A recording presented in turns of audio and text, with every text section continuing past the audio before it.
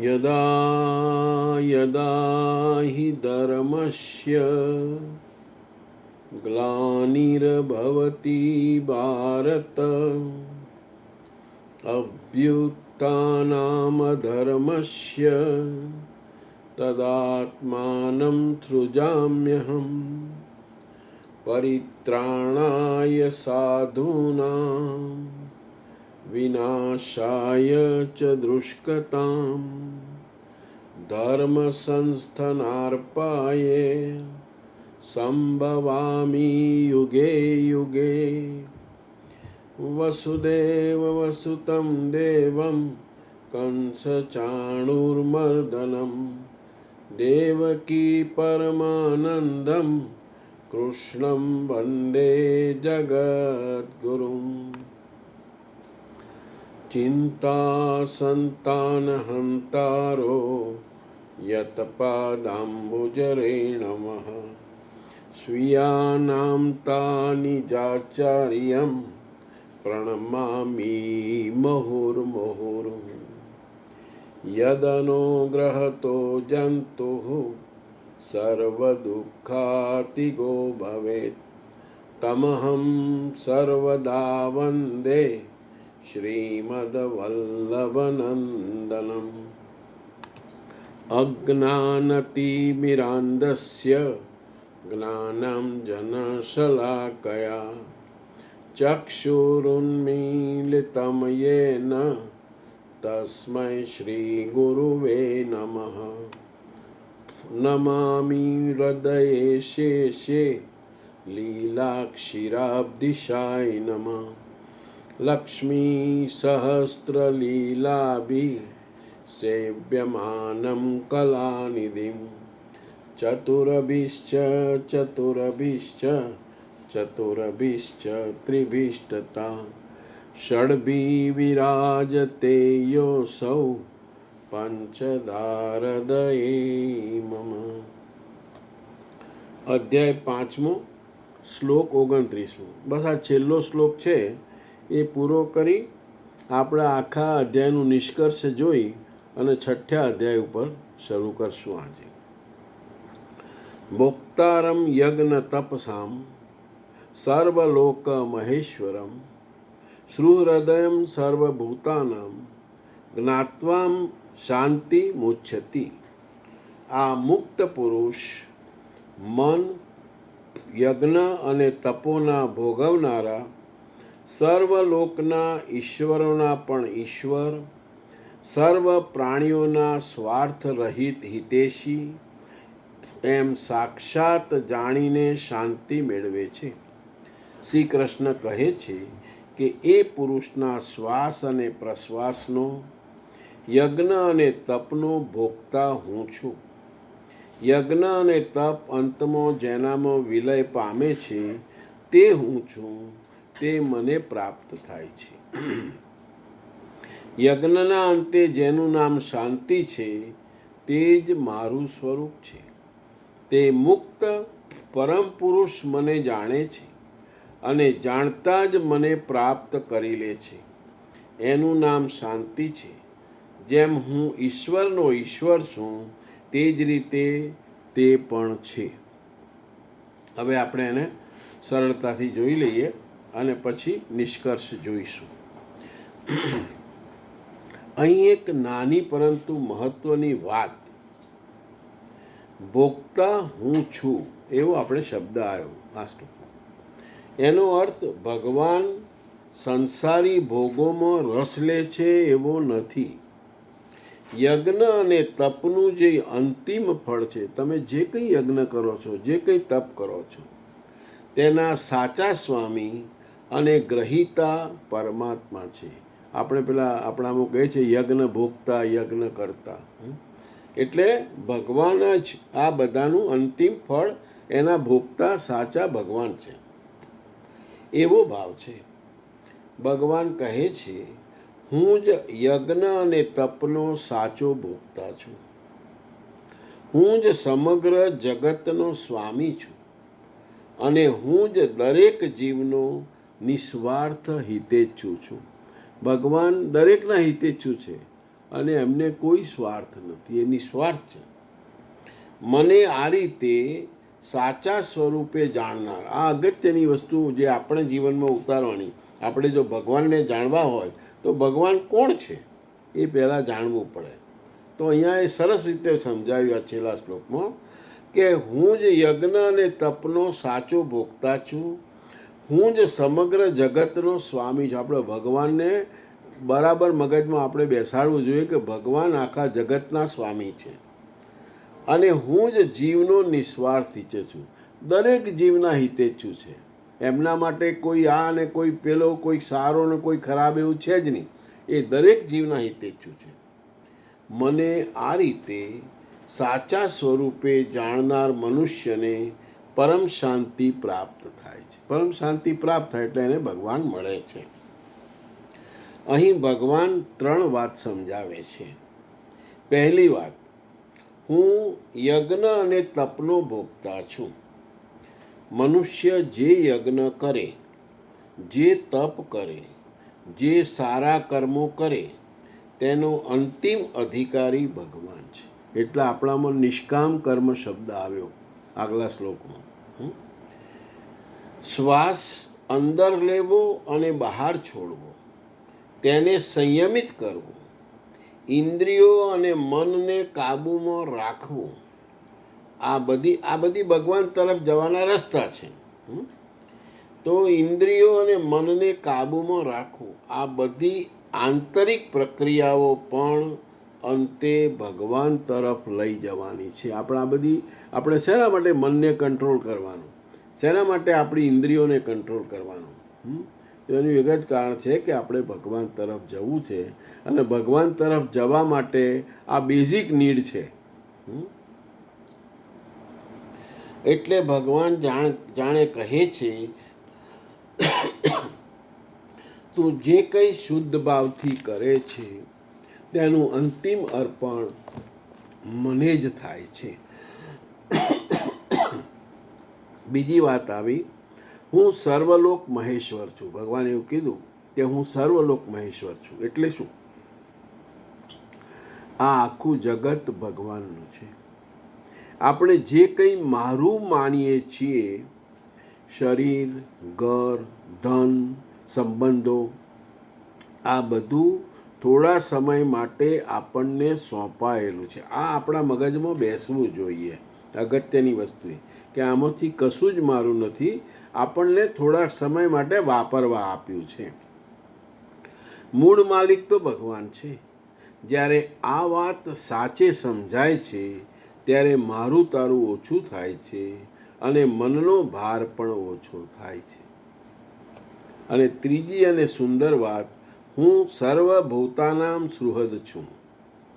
ભગવાન માત્ર જગતના માલિક નથી, તેઓ દરેક જીવના નિસ્વાર્થ હિતેચ્છુ છે. માતાને પોતાનું બાળકનું હિત ગમે છે, પરંતુ માતાની પણ પોતાની અપેક્ષા હોઈ શકે. સારામાં સારો પ્રેમ, સૌથી વધારે પ્રેમ કોનો હોય તો માતાનો હોય. તો માતાના પ્રેમમાં પણ કોઈક દાડો માતાને પણ કંઈક અપેક્ષા પોતાના પુત્ર તરફ હોઈ શકે. પણ ભગવાનનું હિત તો 100% નિસ્વાર્થ છે. તેઓ જીવનનું સાચું કલ્યાણ ઈચ્છે છે. એટલે જેટલા જીવ આ જન્મ્યા છે એ બધાનું એ હંમેશા કલ્યાણ જ ઈચ્છે છે. એટલે ભગવાનને જાણવાનો અર્થ માત્ર એટલો નથી કે ભગવાન છે એવું માનવું, પરંતુ અંદરથી અનુભવ થવો કે ભગવાન મારા છે. ભગવાન છે એટલું પૂરતું નથી, ભગવાન મારા છે. હું ભગવાનનો છું અને ભગવાન મારું સાચું હિત જ ઈચ્છે છે. આ જ્ઞાનથી મનુષ્યને શાંતિ મળે છે. અગાઉના શ્લોક સાથે જોડીએ તો શ્લોક 27-28માં મન અને શ્વાસને સ્થિર કરીને ઈચ્છા, ભય અને ક્રોધથી મુક્ત થવાની વાત કરી. હવે 29માં ભગવાન કહે છે કે આ બધાનો અંત ક્યાં? તમે આ કર્યું તો ખરું, ઈચ્છાનો ત્યાગ કર્યો, ભયથી દૂર રહ્યા, ક્રોધ ના કર્યો. અંતે ભગવાનને ઓળખવામાં તેઓ જ યજ્ઞના ભોગતા છે. આ બધાની શાના માટે જરૂર છે? તો ભગવાનને ઓળખવા માટે. તેઓ જ સર્વના સ્વામી છે અને તેઓ જ મારા સાચા હિતેચ્છુ છે. આ વાત હૃદયથી સમજાઈ જાય. આમ તો બહુ જગ્યાએ વાંચીએ અને ઘણા બધાની પાસેથી સાંભળીએ, પણ જ્યાંથી આપણું અંદરથી હૃદય એક્સેપ્ટ ના કરે અને બરાબર પાકું સમજાય નહીં, ત્યાં સુધી અર્થ નથી. આ વાત હૃદયથી સમજાઈ જાય તો મનુષ્યની અંદરની ચિંતા ધીમે ધીમે ઓછી થાય છે. પુષ્ટિમાર્ગની દ્રષ્ટિએ પણ અહીં સુંદર ભાવ મળે છે. હું ભગવાનનો છું અને ભગવાન મારા છે. સેવા, સમર્પણ અને કૃપામાં આ ભાવ વધુ ઊંડો બને છે. આપણા પુષ્ટિમાર્ગમાં 3 વસ્તુ મેઇન છે: સેવા, સમર્પણ અને કૃપા. પરંતુ અહીં પણ ગીતા જે કહે છે તેને પુષ્ટિમાર્ગ સાથે જબરજસ્તી એકરૂપ ન કરવું. બંનેમાં ભગવાનને સર્વસ્વ માનવાનો અને તેમની સાથે સંબંધથી શાંતિ મેળવવાનો ભાવ સુંદર રીતે મળે છે. હવે 5મા અધ્યાયનો અંતિમ સંદેશ એક જ વાક્યમાં: કર્મ કર, મનને સંયમમાં રાખ, ઈચ્છા, ભય, ક્રોધથી ઉપર ઉઠ અને અંતે ભગવાનને જ યજ્ઞના ભોગતા, સમગ્ર જગતના સ્વામી અને પોતાના નિસ્વાર્થ હિતેચ્છુ તરીકે ઓળખ. એ જ પરમ શાંતિનો માર્ગ છે. હવે આપણે આ પુસ્તકમાંથી પણ એનો નિષ્કર્ષ જોઈ લઈએ. એ થોડોક લાંબો છે પણ જોઈ લઈએ. આ અધ્યાયની શરૂઆતમાં અર્જુને પ્રશ્ન પૂછ્યો હતો કે ક્યારેક આપ નિષ્કાર્ષ કર્મયોગની પ્રશંસા કરો છો અને ક્યારેક સંન્યાસ માર્ગથી કર્મ કરવાની પ્રશંસા કરો છો. આથી આ બેમાંથી આપે જે નિશ્ચિત કરેલ હોય, પરમ કલ્યાણકારી હોય, એ વિશે કહો. શ્રી કૃષ્ણે કહ્યું: અર્જુન, પરમ કલ્યાણ તો આ બંનેમાં રહેલું છે. બંને દ્વારા યજ્ઞની નિર્ધારિત ક્રિયા જ કરવામાં આવે છે, પરંતુ નિષ્કામ કર્મયોગ વિશિષ્ટ છે. એના વિના સંન્યાસ થતો નથી. સંન્યાસ એટલે શું? શુભાશુભ કર્મોનો અંત. સંન્યાસ એ માર્ગ નથી, એ મંજિલનું નામ છે. યોગયુક્ત પુરુષ જ સંન્યાસી છે. જે યોગમાં જીવે છે એ સંન્યાસી છે. યોગયુક્તના લક્ષણો બતાવ્યા કે તે જ પ્રભુ છે. તે કશું કરતો નથી, કરાવતો નથી, પરંતુ સ્વભાવમાં પ્રકૃતિના દબાણને અનુરૂપ લોકો વ્યસ્ત રહે છે. જે મને સાક્ષાત જાણી લે છે તે જ જ્ઞાતા છે, તે જ પંડિત છે. યજ્ઞના પરિણામમાં લોકો મને જાણે છે. શ્વાસ પ્રશ્વાસનો જપ, યજ્ઞ, તપ જેમાં વિલીન થાય છે તે હું જ છું. યજ્ઞના ફળ સ્વરૂપ મને જાણીને જેવો શાંતિ પ્રાપ્ત કરે છે તે પણ હું જ છું. અર્થાત શ્રી કૃષ્ણ જેવું મહાપુરુષ જેવું સ્વરૂપ એ પ્રાપ્તિ કરનારાઓને પણ મળે છે. તે પણ ઈશ્વરનો ઈશ્વર, આત્માનો પણ આત્મા સ્વરૂપમય થઈ જાય છે. એ પરમાત્માની સાથે એકી સ્વરૂપ પ્રાપ્ત કરી લે છે. આ શું કીધું? કે જેને ભગવાન પ્રાપ્ત કર્યા છે એ ભગવાન જેવો થઈ જાય છે. આ અધ્યાયમાં સ્પષ્ટ કર્યું છે કે યજ્ઞ તપનો ભોગતા મહાપુરુષની અંદર રહેનારી શક્તિ મહેશ્વર છે. એટલે આપણે આ 5મો અધ્યાય પૂરો કર્યો. ઓમ તત્સદિતિ શ્રીમદ ભગવદ્ ગીતાસુ ઉપનિષત્સુ બ્રહ્મ વિદ્યાયામ યોગશાસ્ત્રે શ્રી કૃષ્ણ અર્જુન સંવાદે કર્મ સંન્યાસ યોગ નામ 5મોધ્યાય. આ રીતે શ્રીમદ ભગવદ્ ગીતા રૂપી ઉપનિષદ અર્થતા, બ્રહ્મ વિદ્યા તથા યોગશાસ્ત્ર વિષયક શ્રી કૃષ્ણ અને અર્જુનના સંવાદમાં કર્મ સંન્યાસ યોગ નામનો 5મો અધ્યાય પૂરો થાય છે. હવે આપણે 6ઠ્ઠો અધ્યાય લઈએ છીએ, દેટ ઇઝ કોલ્ડ ધ્યાન યોગ.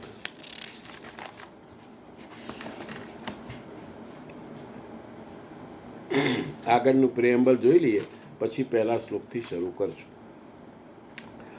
સંસારમાં ધર્મના નામે રીત રિવાજ, આ બહુ સમજવા જેવું સરસ અધ્યાય છે. આ સંસારમાં ધર્મના નામે રીત રિવાજ, પૂજા વિધિઓ, સંપ્રદાયો વધતા કુરિવાજોનો નાશ કરવા, એક ઈશ્વરની સ્થાપના અર્થાત એની પ્રાપ્તિની પ્રક્રિયા પ્રવર્તિત કરવા કોઈ મહાપુરુષનો જન્મ થાય છે. જેમ આપણા મહાપ્રભુજી જન્મ્યા. ક્રિયાકર્મ છોડીને બેસી જવું અને પોતાને જ્ઞાની કહેવડાવડાવવું, એવી પ્રથા શ્રી કૃષ્ણના સમયમાં અત્યંત વ્યાપક હતી. આથી જ અધ્યાયની શરૂઆતમાં જ યોગેશ્વર શ્રી કૃષ્ણે આ પ્રશ્ન ચોથી વાર પોતે જ ઉઠાવ્યો કે જ્ઞાનયોગ તથા નિષ્કામ કર્મયોગ બંને અનુસાર કર્મ તો કરવું જ પડશે. બીજા અધ્યાયમાં એમને કહ્યું, અર્જુન, ક્ષત્રિય માટે યુદ્ધથી વધુ કલ્યાણકારી અન્ય કોઈ માર્ગ નથી. આ યુદ્ધમાં હારશો તો પણ દેવત્વ મળશે અને જીતશો તો મહામહિમ ઉત્તમ સ્થિતિ પ્રાપ્ત થશે. આવું સમજીને તે યુદ્ધ કર. અર્જુન, આ બુદ્ધિ તારા માટે જ્ઞાનયોગના વિષયમાં કહેવામાં આવી હતી. કઈ બુદ્ધિ? યુદ્ધ કરવાની. જ્ઞાનયોગ એવી પ્રક્રિયા નથી જેમાં હાથ પર હાથ રાખી બેસી રહેવાનું હોય. જ્ઞાનયોગમાં પોતાના લાભ ગેરલાભનો સ્વયં નિશ્ચય કરીને પોતાની શક્તિ સમજી કર્મમાં પ્રવૃત્ત થવાનું છે. જો કે પ્રેરક મહાપુરુષ જ છે. જ્ઞાનયોગમાં યુદ્ધ કરવું અનિવાર્ય છે. ત્રીજા અધ્યાયમાં અર્જુને પ્રશ્ન કર્યો હતો કે ભગવાન નિષ્કામ કર્મયોગની અપેક્ષાએ જ્ઞાનને આપ શ્રેષ્ઠ માનો છો, તો મને આ ઘોર કર્મમાં શા માટે પ્રયુક્ત કરો છો? અર્જુનને નિષ્કામ કર્મયોગ કઠિન લાગતો હતો. આથી શ્રી યોગેશ્વર શ્રી કૃષ્ણે કહ્યું કે બંને નિષ્ઠા મેં જ કહી છે, પરંતુ કોઈ પણ પથ અનુસાર કર્મને ત્યાગીને ચાલવાનું વિધાન નથી. એટલે આપણે જીવીએ ત્યાં સુધી આપણે કર્મ તો ચાલુ જ રાખવાનું છે. કર્મનો આરંભ ન કરવાથી કોઈ પરમ નિષ્કર્ષની સિદ્ધિ પ્રાપ્ત થતી નથી અને આરંભ ન કરેલી ક્રિયાનો ત્યાગ કરવાથી કોઈ પરમ સિદ્ધિ પ્રાપ્ત થતી નથી. બંને માર્ગમાં નિયત કર્મ યજ્ઞની પ્રક્રિયા તો કરવી જ પડશે. હવે અર્જુનને સારી રીતે સમજી લીધું કે જ્ઞાન માર્ગ સારો લાગે કે નિષ્કામ કર્મયોગ, બંનેમાં કર્મ તો કરવાનું જ છે. છતાં 5મા અધ્યાયમાં એણે પ્રશ્ન કર્યો કે ફળની દ્રષ્ટિએ બેમાં કોણ શ્રેષ્ઠ છે, કોણ વધુ સુવિધાજનક છે? શ્રી કૃષ્ણે કહ્યું, અર્જુન, બંને પરમ શ્રેય આપનાર છે. બંને એક જ સ્થાન પર પહોંચાડે છે.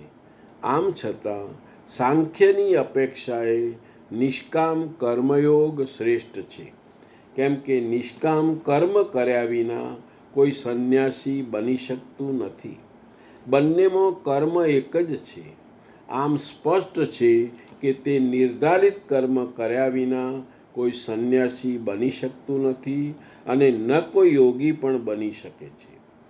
કેવળ માર્ગ પર ચાલનાર પથિકોની બે દ્રષ્ટિ છે, જે અંગે પાછળ બતાવ્યું છે. હવે આપણે પહેલા શ્લોકથી શરૂઆત કરીએ. શ્રી ભગવાન ઉવાચ, અનાશ્રિતઃ કર્મફલમ કાર્ય કર્મ કરોત્યઃ સ સંન્યાસી ચ યોગી ચ ન નિર્નિગ્ન ચાક્રિયઃ. શ્રી કૃષ્ણ મહારાજ બોલ્યા, અર્જુન, જે મનુષ્ય કર્મના ફળની આશા રાખ્યા વિના અર્થાત કર્મ કરતી વખતે કોઈ પણ પ્રકારના કામની કામના રાખ્યા વિના કાર્યમ કર્મ કરવા યોગ્ય પ્રક્રિયા વિશેષ કરે છે તે સંન્યાસી છે. એટલે આપણે જીવમાં જીવતા હોઈએ, સંસારમાં જીવતા હોઈએ, પણ જો કર્મ નિષ્કામ કરીએ તો આપણે પણ સંન્યાસી જ છીએ. તે યોગી પણ છે, પણ જે યજ્ઞ કર્મ કે બીજા કર્મોનો ત્યાગ કરે છે તે સંન્યાસી કે યોગી નથી. ક્રિયાઓ તો ઘણી બધી છે. એમાં કાયમ કર્મ કરવા યોગ્ય નિયત કર્મ, નિર્ધારિત કરેલી કોઈ પ્રક્રિયા વિશેષ છે તે યજ્ઞ પ્રક્રિયા છે, જેનો શુદ્ધ અર્થ છે આરાધના. જે આરાધ્ય દેવમાં પ્રવેશ અપાવનાર વિધિ વિશેષ છે અને કાર્યરૂપ આપવું તે કર્મ છે. જે મનુષ્ય આ કરે છે તે સંન્યાસી છે, તે જ યોગી છે. કેવળ અગ્નિને ત્યાગનાર કહે છે કે હું અગ્નિને અડતો નથી, અથવા તો કર્મનો ત્યાગ કરનાર કહે છે મારે માટે કર્મ છે જ નહીં, હું તો આત્મજ્ઞાની છું, અને આમ કહીને કર્મનો આરંભ જ ન કરે, કરવા યોગ્ય ક્રિયા વિશેષ ન કરે, તો ન તો તે સંન્યાસી છે ન યોગી છે. હવે આપણે આને સરળતાથી જોઈ લઈએ. શ્લોક પહેલો. ભગવાન કહે છે, જે મનુષ્ય કર્મ કરે છે પરંતુ કર્મના ફળની કોઈ કામના રાખતો નથી, તે જ સાચો સંન્યાસી અને યોગી છે. અહીં એક વાત ખાસ સમજવાની છે. સંન્યાસી એટલે એવો માણસ નહીં કે જેણે કામકાજ છોડી દીધું, અગ્નિ છોડી દીધો કે સંસારથી દૂર થઈ ગયો. અગ્નિ છોડી દીધો એટલે ખાવા પીવાનું નહીં બનાવવાનું એમ. વનમાં જઈને વનના ફળ ખાવાના. અગ્નિ છોડી દીધો કે સંસારથી દૂર થઈ ગયો. માત્ર કર્મ ન કરવાથી કોઈ યોગી બની જતો નથી. ભગવાને બહુ સ્પષ્ટ શબ્દોમાં કહ્યું છે, કર્મ કરવું જરૂરી છે, પરંતુ કર્મ પાછળની પોતાની કામના છોડવી જરૂરી છે. અહીં કાયમ કર્મ એટલે મનમાની રીતે કરેલું કોઈ પણ કામ નહીં. બહુ સરસ વસ્તુ સમજાઈ કે કર્મ કરવાનું જ છે, અને કયું કાયમ કર્મ. કાયમ કર્મ એટલે મનમાની રીતે કરેલું કોઈ પણ કામ નહીં, પરંતુ પરમાત્માની પ્રાપ્તિની યોગ્ય આરાધનાની પ્રક્રિયા. એટલે જે મનુષ્ય આ યોગ્ય કર્મ કરે છે અને તેના ફળ પોતાના માટે માગતો નથી, તે યોગના માર્ગે આગળ વધે. એટલે આપણે ભગવાન મેળવવા છે એ જ સમજણથી ને એ જ ભાવથી જે કર્મ કરીએ, અને તે પણ નિષ્કામ ભાવે, કશું મેળવવાની વૃત્તિ વગર, તો એ આપણો યોગનો જ માર્ગ છે. આપણે ભગવાન તરફ આગળ જઈએ છીએ. એક ઉદાહરણ લઈએ. એક માતા પોતાના બાળકની સેવા કરે છે. તે સેવા કરતી વખતે એવું નથી વિચારતી કે મારું બાળક મોટું થઈને મને શું આપશે. તે પ્રેમથી પોતાની ફરજ કરે છે. એ જ રીતે ભક્ત જ્યારે પરમાત્માની આરાધના કરે, સેવા કરે, પોતાના કર્તવ્યનું પાલન કરે, પરંતુ બદલામાં પોતાની કોઈ સ્વાર્થપૂર્ણ ઈચ્છા ન રાખે. ભગવાન મેળવવાની ઈચ્છા એક વસ્તુ છે અને સ્વાર્થની વસ્તુ બીજી છે, ત્યારે તેનું કર્મ તેને બંધન કરતું નથી. આથી કર્મ છોડવું એ સંન્યાસ નથી. કર્મમાં રહેલી સ્વાર્થની ભાવના છોડવી એ સંન્યાસ છે. શ્રી કૃષ્ણ બીજી વાત સ્પષ્ટ કરે છે, હું કર્મ કરતો જ નથી, કારણ હું આત્મજ્ઞાની છું. એવું કહીને યોગ્ય કર્મનો આરંભ જ ન કરવો એ યોગ નથી. એટલે શ્લોકનો સાર જો જોઈએ તો કર્મ છોડશો નહીં, કર્મના ફળની આસક્તિ છોડો, કરવાનું યોગ્ય કર્મ કરો અને તેને પરમાત્માને અર્પણ કરો. આવી ભાવનાથી કર્મ કરનાર જ સાચા અર્થમાં સંન્યાસી અને યોગી છે. પૃષ્ટિમાનની દ્રષ્ટિએ પણ અહીં એક સુંદર સમાનતા દેખાય છે. સેવા કરવી અને સેવાના બદલામાં પોતાનો સ્વાર્થ ન રાખવો, પરંતુ શ્લોકનો મૂળ અર્થ એ જ રાખવો જરૂરી છે. શ્રી કૃષ્ણ અહીં કર્મફળની આસક્તિ છોડીને યોગ્ય કર્મ કરવાની વાત કરે છે. હવે શ્લોક બીજો.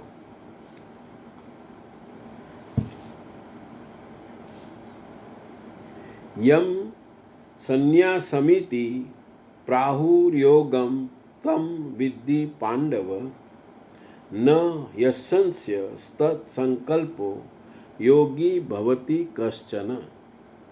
હે અર્જુન, જેને વિદ્વાનો સંન્યાસ કહે છે તેને જ તું યોગ જાણ, કેમ કે સંકલ્પોનો ત્યાગ કર્યા વિના કોઈ મનુષ્ય યોગી બની શકતો નથી. સંકલ્પ એટલે શું? હું આ કરીશ, હું તે કરીશ, આવું જે નક્કી કરીને સંકલ્પ કરવા, એ બધા સંકલ્પોનો ત્યાગ કર્યા વિના કોઈ મનુષ્ય યોગી બની શકતો નથી. અર્થાત કામનાઓનો ત્યાગ બંને માર્ગના પથિકો માટે આવશ્યક છે. આમ હોય તો વાત સરળ બની જાય. કહી દે કે અમે સંકલ્પ કરતા નથી અને થઈ જાય યોગી. સંન્યાસી શ્રી કૃષ્ણ કહે છે એવું કદાપી થાય નહીં. હવે આપણે એને સરળતાથી જોઈ લઈએ. આ શ્લોકનો મુખ્ય મુદ્દો બહુ સરસ છે. શ્રી કૃષ્ણ કહે છે કે માત્ર હું સંકલ્પ કરતો નથી એવું માની લેવાથી યોગી બની જવાતું નથી. અહીં સંકલ્પનો અર્થ માત્ર કોઈ નિર્ણય કે પ્લાન બતાવવાનો નથી. યથાર્થ ગીતાના ભાવ પ્રમાણે તેનો અર્થ છે મનની અંદર ઊભી થતી એવી ઈચ્છા કે મારે આ જોઈએ છે, આવું થવું જોઈએ, આ વસ્તુ મને મળે તો જ સુખી થઈશ, એટલે ફળની અપેક્ષા સાથેની કામના.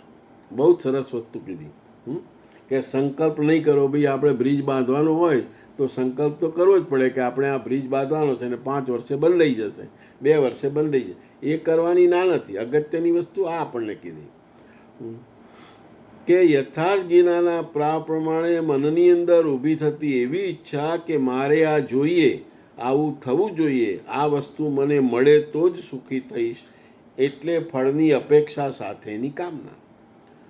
અને સરળ ભાવ એવો થાય, સંન્યાસ અને યોગ બહારથી 2 અલગ માર્ગ દેખાય છે, પરંતુ અંદરથી એક વાત બંનેમાં સરખી છે.